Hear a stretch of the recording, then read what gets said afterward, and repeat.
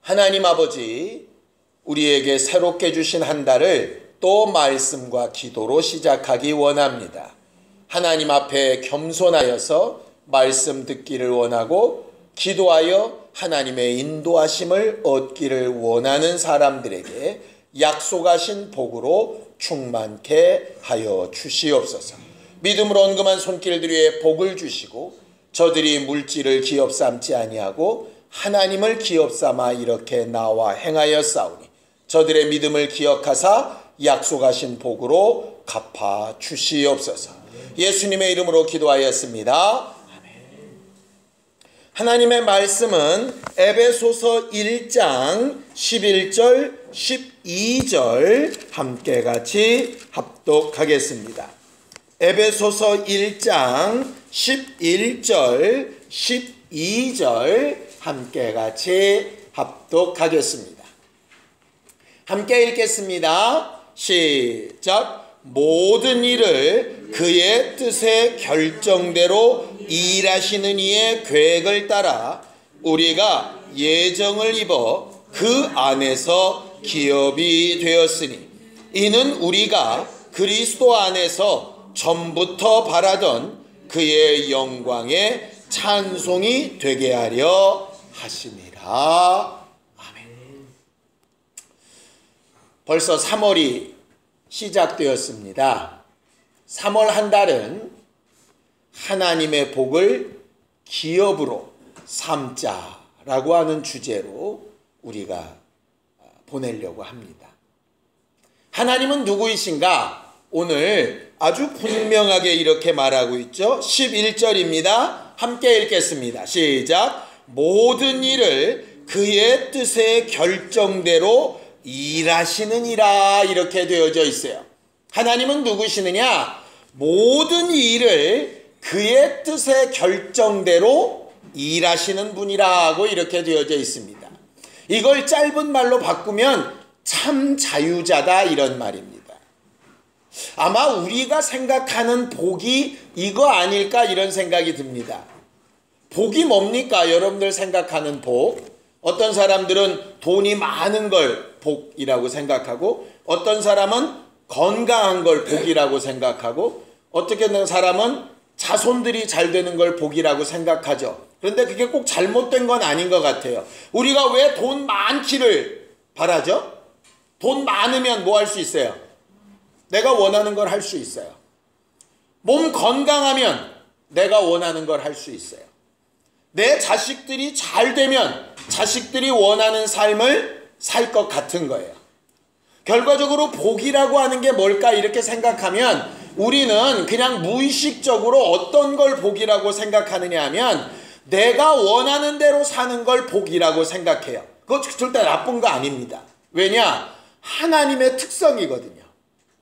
하나님은 자기의 뜻과 원대로 모든 것을 다 하시는 분이에요. 우리가 정말 바라는 삶 아닙니까? 일하고 싶으면 일하고 놀고 싶으면 놀고 먹고 싶으면 먹고 안 먹고 싶으면 안 먹고 뭐 내가 하고 싶은 대로 사는 게 사실 우리는 가장 좋은 삶이라고 생각해요. 그거 나쁜 거 아니에요. 왜냐하면 하나님이 그러시기 때문에 그런 거예요. 문제는 뭐냐? 우리의 뜻하는 대로 우리 마음대로 사는 게 과연 진짜 좋은가? 여기에 이제 좀 의문이 든다는 거죠. 왜냐하면 하나님은 자기가 생각한 뜻대로 모든 것을 행하실 수 있는 분이세요. 이건 두 가지 조건입니다. 뭐냐? 하나님의 뜻 자체가 완전하시다는 거예요. 하나님이 뭘 뜻하시고 정하시고 하고 싶으신 것은 다 옳다는 거예요. 그런데 우리는 문제가 뭐냐? 우리가 원하는 게 진짜 옳은 건지가 잘 모르겠다는 거죠. 쉽게 얘기할까요? 우리 아이들에게 얘를 공부를 계속 시켜야 될까? 미리 공부를 접고 기술을 가르쳐야 될까? 이게 잘 판단이 안 서는 거예요. 멀리까지 갈 것도 없어요. 3층을 우리 교회가 얻어야 될까? 얻지 말아야 될까? 이것도 사실은 우리가 불분명하잖아요. 원함은 있어요. 올라가면 좋겠다. 예배당이 넓어지면 좋겠다. 당연히 좋겠죠. 근데 뭐가 문제냐? 올라간 게 정말 우리한테 좋은 걸까? 여기에 대한 확신이 분명하지가 않는 거예요. 내가 이 하고 있는 사업을 때려치고 새로운 일을 할까 말까 하고 싶은 마음이 굴뚝 같죠. 그런데 이걸 때려치고 하는 게 과연 더 좋을까? 아니면 그나마 이거라도 하고 있는 게 더 좋을까를 우리가 잘 모른다는 데 문제가 있는 거예요. 우리 자식을 결혼시키고 싶어요. 그런데 이 아가씨를 만나기 위해서 결혼을 시키는 게 과연 좋은 건지, 아니면 더 좋은 다른 게 있는 건지, 이걸 모른다는 게 함정인 거죠, 사실. 하나님은 그게 가능하세요. 왜냐하면 전지전능하신 분이라 그는 모든 것을 정확하게 알고 계시기 때문에 뭐가 좋은지를 알아요. 그런데 우리는 우리 뜻대로 살고 싶은 마음은 충만한데, 문제는 뭐냐면 그 우리 뜻이라고 하는 게 과연 진짜 좋은가? 이거는 좀 잘 모르겠는 거죠. 왜냐, 어떤 경우는 부모가 자식에게 정말 좋은 길이라고 막 했는데 결국 그게 자식을 죽이는 일도 있거든요. 그럼 그 다음에 그 마음 아픈 걸 어떻게 해요? 후회하죠. 그래서 성경은 뭐라고 얘기를 하느냐? 자, 에베소서 5장입니다. 17절입니다. 에베소서 5장 17절입니다. 함께 합독하겠습니다. 에베소서 5장 17절입니다. 함께 읽겠습니다. 시작. 그러므로 어리석은 자가 되지 말고 오직 주의 뜻이 무엇인가 이해하라. 신앙생활은 뭐냐면 바로 이겁니다. 어리석은 자가 되지 않고, 예를 들어 울컥하는 감정대로 행동하지 않고, 당장 보기에 좋은 대로 행동하지 않고, 우리의 뜻은 분명하지 않으니까, 예를 들어 이 거래처랑 거래를 하는 게 좋을지, 이 거래처랑 당장은 손해가 더 끊는 게 나중에 부도를 안 맞을지 우리는 잘 모르니까 어리석은 자기 판단을 의지하지 말고 하나님의 뜻이 무엇인지 좀 구하고 이해해야 되는 거죠. 그 다음 절에 보면 술 취하지 말라고 되어 있죠. 왜냐? 술 취하면 정상적인 판단이 안 되거든요. 그래서 술, 담배, 도박 그냥 무조건 나쁘다가 아니고요, 어리석은 짓을 하게 만든다는 거예요. 잘 아시잖아요. 술 먹고 운전하면 얼마나 어리석은 결과가 나오는지 아는데도 그 어리석은 짓을 무지무지하게 해야 되죠. 우리 밑에 있는 저 젊은 20살 갓 된 친구들 하루에 몇 값씩 펴대는데 그게 얼마나 문제가 날지 알면서도 어리석은 짓을 계속 하잖아요. 그런 어리석은 짓을 좀 하지 말고 정말 우리에게 유익한 게 뭔지 알려면 하나님의 뜻을 이해하는 게 필요하다는 거죠. 그래서 말씀을 듣고 기도해야 되는 이유가 뭐냐면 하나님의 정확한 판단이 과연 뭘까? 이거죠. 우리가 오늘 저녁에 기도하고 이번 한 달 동안 하나님으로부터 복받는 일을 하려고 하는데 거기에 가장 필요한 게 뭐냐면 하나님의 뜻을 이해하는 거예요. 우리의 생각이 분명히 있습니다. 없으면 안 되죠. 그 생각이 정말 하나님의 뜻에도 맞는지 묻고 확인해 보는 과정이 굉장히 필요하죠. 이게 옳아! 이게 교만이고요. 이게 정말 옳은지 하나님의 마음은 어떨까? 이게 겸손함이에요. 우리는 이번 한 달 동안 그런 겸손함으로 하나님 앞에 살게 되기를 예수님의 이름으로 축원합니다. 두 번째, 뜻은 정확했어요. 문제는 뭐냐? 뭐가 옳은지도 알았어요.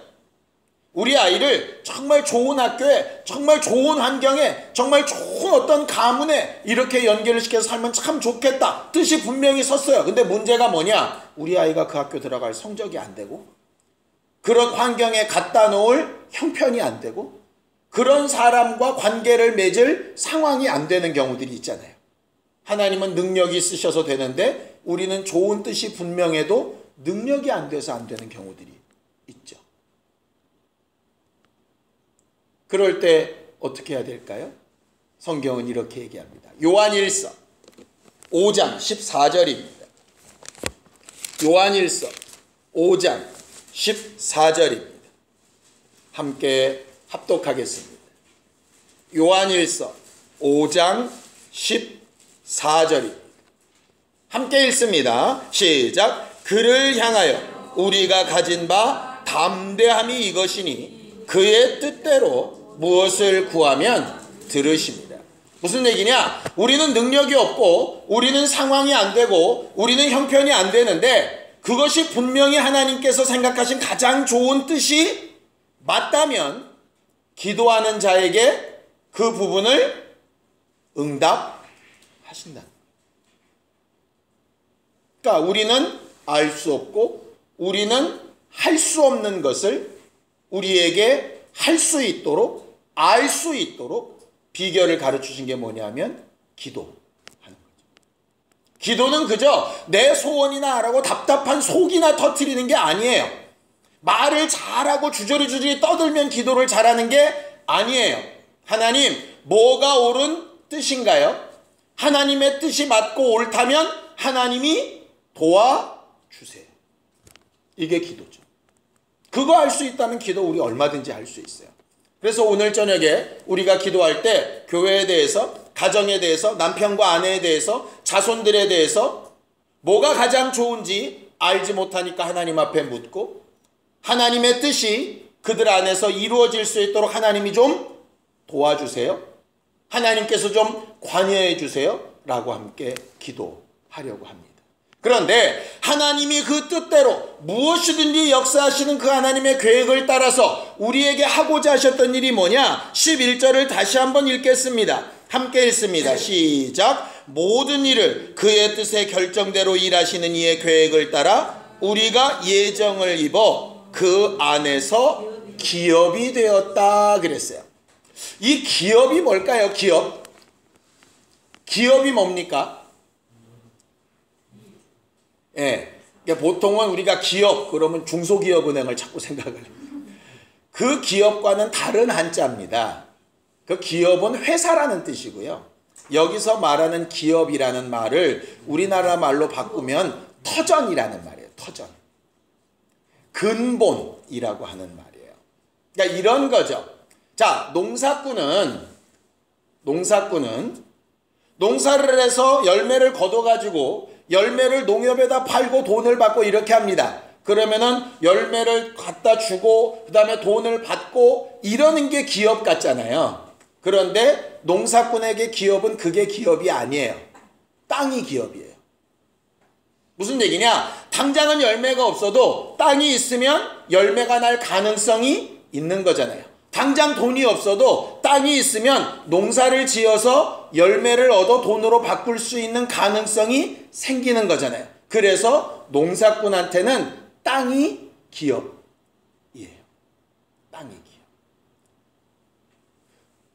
김용소 집사님 같은 분에게는 지금 다니는 회사가 기업이 아니에요. 뭐가 기업이냐면 저분이 하고 있는 기술이 기업이죠.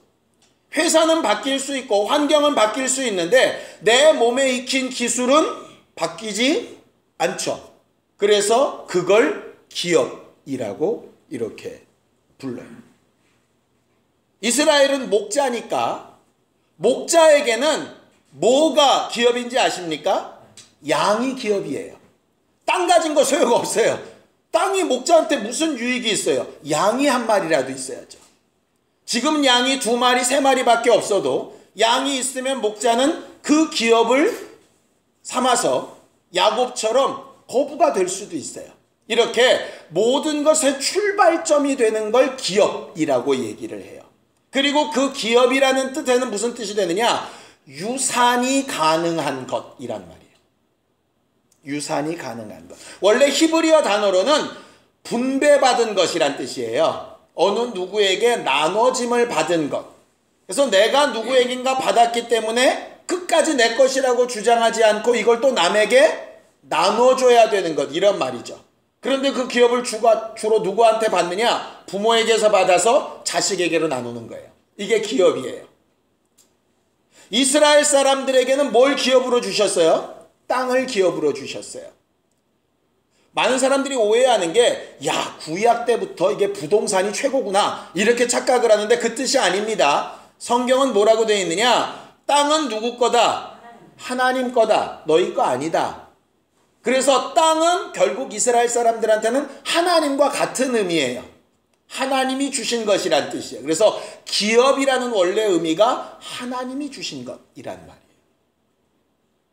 결과적으로 기업은 사라지지 않고 환경에 따라 변하지 않는 걸 기업이라고 하는 거죠. 그래서 돈은 기업이 될 수가 없어요. 돈은 돌고 돌아서 많았다 적었다 사라지거든. 농사꾼에겐 땅이 기업일지 모르겠지만 이 땅의 부동산은 기업이 될 수가 없어요. 이 땅이 망하고 이 땅이 사그라들 때 사라지죠. 어떤 사람은 직장이 기업으로 생각하고 어떤 사람은 자기 학위가 기업으로 생각합니다. 그래서 엄청나게 공부시키고 막 외국 가서 학위 따오고 하잖아요. 그런데 아시죠? 박사학위 갖고도 취직 못한 사람이 수두룩빽빽한 거? 예전에는 그게 기업이라고 생각을 했어요. 그런데 이제 그게 기업이 아니게 된 거죠. 지금은 부동산 불패 신화도 점점 깨지는 거 아시죠? 집값 계속 떨어집니다. 언젠간 다시 올라가겠지. 물론 그럴 수도 있겠지만 아닐 가능성이 훨씬 더 많아집니다. 왜냐? 인구는 계속 줄죠. 집은 엄청나게 지어놨죠. 미분양은 계속 생기죠. 사실은 아무리 줍 하나를 두들겨 봐도 이게 말이 안 되는 상황들이 벌어지게 돼요. 그런데 계속 거기다 돈을 쳐박죠. 왜? 그게 기업이라고 생각하니까. 어리석은 짓 중에 하나예요. 없어도 된다 뭐 이런 얘기 아닙니다. 그거 지금 당장은 필요하지만 그걸 유산시켜줘서 될 수 있는 부분이 아니라는 거예요. 우리 자손들에게 뭘 기업으로 유산시켜줄까? 이거 생각해 봐야 돼요. 우리나라가 굉장히 많이 바뀌었죠? 요즘 들어서는 대부분 자식들에게 그냥 머릿속 들어가는 공부보다 기술직이 중요하다는 생각으로 굉장히 바뀌어요. 이거 한 20년 전만 해도 상상을 못할 상황입니다. 그 기름밥 먹는 거 별로 좋아하지 않았어요. 우리나라 사람들. 좀 펜때 굴려야 그게 성공한 사람이지 기름 묻히는 사람은 나쁜 사람이라고 생각을 했어요. 근데 십수년도 지나지 않아서 완전히 사고방식이 바뀐다니까요. 펜때 굴리는 사람 아무짝에 쓸모가 없어요. 그러면 지금 이렇게 기술이 있는 건 또 얼마나 갈까요? 기계들이 대체하고 막 이러면 그 기술들이 얼마나 가겠어요? 결과적으로 그 다음 그러니까 무슨 4차 산업혁명이나 별의별 얘기들이 많이 나오죠. 이게 무슨 얘기냐? 쉽게 딱 한마디로 하면 우리가 지금 의지하고 있는 기업이라고 생각하는 것들이 사실상 기업이 아니라는 거죠. 계속 변한다는 거예요. 우리식으로 생각하니까 우리 살아왔던 때를 생각해서 막 공부를 얘기하는데 걔들이 사는 시대는 그게 안 맞아요. 우리 사는 시대를 생각해서 막 부동산 얘기하는데 걔들이 사는 세대는 안 맞는다니까. 그걸 자꾸 강조하면 뭐라고 부르는지 아시죠? 꼰대라고 부르는 거예요. 현재 상황을 알지도 못하면서 이렇게 얘기하는 거죠. 그럼 그 아이들이 사는 세상과 그 밑에 아이들이 사는 세상은 어떻겠어요? 또 엄청나게 달라지는 거죠. 그걸 우리가 어떻게 따라가며 사냐. 그래서 하나님으로부터 오는 복을 기업으로 줄 수 있는 조상이 최고일 수밖에 없어요. 세상 사람들은 미련하러 갈지 모르겠습니다. 당장 돈도 안 되는 거. 농사꾼들에게 땅은 당장 돈이 안 될 수 있어요. 그러나 농사 짓는 기술을 가지고 땅을 가지고 있는 사람은 자기 땅만 있으면 언제든지 거기서 소산물을 낼 수 있죠. 세상 사람들이 볼 때 우리가 가진 믿음이라고 하는 것이 척박한 땅을 보는 것처럼 별 볼 일 없는 것이라고 말할 수 있어요. 그러나 그것이 진짜 기업되는 것을 제대로 알고 자손들에게 유산시켜 줄 수 있는 사람들이 진짜 훌륭한 조상인 거죠. 여러분들은 여러분들의 자손들에게 뭘 기업으로 남겨줄 겁니까? 여러분들이 집 사가지고 그거 증여할 겁니까? 아니면 돈 많이 예금 넣어놓고 그거 유산할 겁니까?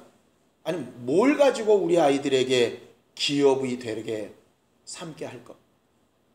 결국 하나님이 우리에게 약속하신 그 복밖에 없습니다. 하나님이 우리에게 주신 기업을 12절에는 이렇게 얘기합니다. 함께 읽을까요? 12절입니다. 시작. 이는 우리가 그리스도 안에서 전부터 바라던 그의 영광에 찬송이 되게 하려 하십니다. 거기 보면 하나님이 우리에게 기업으로 주신 것은 뭐냐면 하나님의 영광을 찬송하는 일을 하는 거예요. 하나님의 이름의 영광을 찬송하는 일. 우리가 가장 하나님 앞에 하나님의 뜻대로 잘 사는 게 뭐냐면 하나님의 이름의 영광에 찬송이 되는 일이에요. 그런데 누구나 그 일을 다 할 수 있느냐? 아니요. 거기 뭐라고 되어 있습니까? 그리스도 안에서 전부터 바라던 자들이 이룰 수 있는 일이라 그렇게 되어 있어요. 소망하는 자들이 가능한 일이에요. 하나님, 내 사업을 통해서, 공부를 통해서, 자손을 통해서, 내가 하는 오늘의 이 결정을 통해서 하나님의 이름의 영광이 드러나기를 원한다고 바라는 자들에게 이루어지는 게 복이고 기업이라는 거예요. 그 생각이 없는 자에게는 이루어지지 않는 것이라, 이런 말이죠. 우리가 신령한 복을 왜 배웠어야 되고 죄사함 받는 복을 왜 배웠어야 되느냐 하면 이것 때문입니다. 소망을 가지고 마음을 그쪽에 두고 해야 되는 거예요. 마치 이 땅에서도 어떤 목표를 두고 해나가는 자와 아무 생각 없이 하루하루 그냥 재밌게 사는 거에만 몰두하는 자의 차이가 어마어마하게 벌어지는 것과 똑같은 거예요. 성경은 그런 의미에서 신앙생활을 경주하는 자에 빗댑니다. 경주하는 자는 경주에 이기고 자기가 목표로 둔 제대로 된 뜻을 위해서 자기의 삶을 제어할 줄 알죠. 왜? 더 좋은 것을 바라니까. 세상은 하루하루 즐겁게 사는 게 최고다. 하루 일한 거 하루 흥청망청 쓰고 내 하고 싶은 대로 사는 게 복이다. 이렇게 생각하며 사는 사람들이 꽤 많아지고 있어요. 성경은 하나님의 뜻대로 하나님이 이루시는 일들을 보면서 하나님이 기업되심을 유산할 수 있는 그 바라고 소망함이 있는 자들에게 하나님께서 일하시고 역사해 주시겠다라고 분명히 말씀해 놓으셨어요. 세상 사람들이 우리를 미련하게 볼지라도 우리는 이번 한 달 동안 그런 복을 유산할 수 있는 조상들이 될 수 있게 되기를 예수님의 이름으로 축원합니다. 우리가 무엇을 기업으로 삼고 있는지 우리 자신을 잘 돌아볼 수 있게 되길 예수님의 이름으로 축원합니다. 함께 같이 기도하겠습니다. 하나님 아버지, 3월 한 달을 하나님이 주신 복을 기업으로 삼는 달로 지내기 원합니다. 우리가 먼저 하나님 앞에 복을 기업으로 얻고 우리가 받은 것을 우리 자손들에게 잘 유산하여 축복할 수 있는 거룩한 조상들이 되어지기를 원합니다. 우리 교회가 하나님의 복을 기업으로 나눌 수 있는 거룩한 터전이 되어지기를 원합니다. 이를 위하여 하나님이 정하신 뜻과 하나님이 후원하시는 방법으로 충만케 되어지는 한 달을 보내며 하나님의 이름의 영광에 찬송을 돌리는 간증거리가 있는 신령하고 복된 교회들이 될 수 있도록 우리 모두를 도와주시옵소서. 뜻을 알기 위하여, 뜻을 이루기 위하여 기도하며 소망하는 자들에게 응답하시는 하나님의 역사가 있음을 분명히 알고 우리의 마음과 생각과 입술을 움직이는 신령한 교회들로 삼아 주시옵소서. 이제는 우리 주 예수 그리스도의 은혜와 하나님 아버지의 극진하신 사랑과 성령님의 감동하시고 역사하시는 분명한 증거가 하나님의 복을 기업으로 받기 원하는 우리 모두 위에 이제로부터 영원까지 함께 있을지어다. 아멘.